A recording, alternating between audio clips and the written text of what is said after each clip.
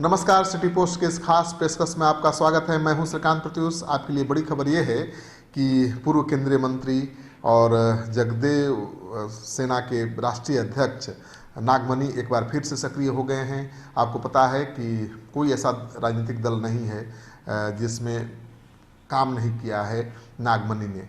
अभी वो किसी दल के साथ नहीं है और कहा जा रहा है कि ओवैसी की पार्टी के साथ वो काम करेंगे, यानी ओवैसी की पार्टी MIM की कमान वो संभालेंगे बिहार में।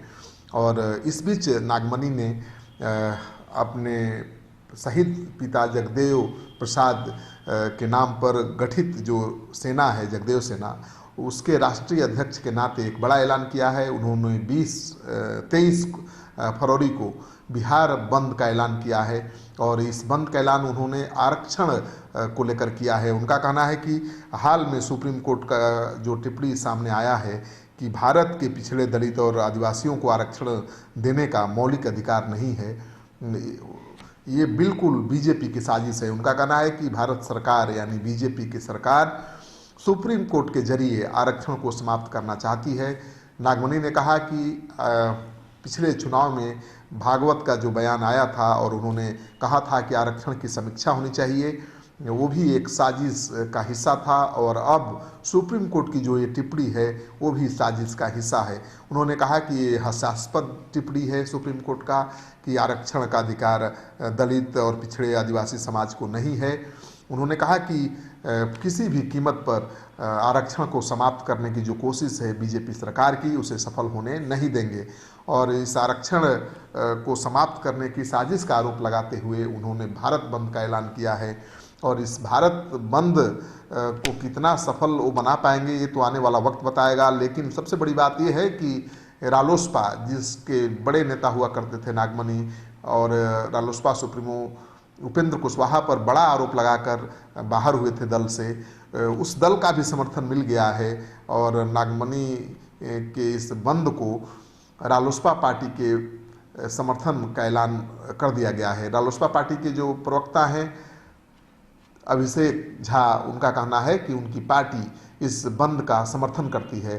तो अब बड़ा सवाल है कि नागमणि क्या तीसरा मोर्चा खड़ा करना चाहते हैं।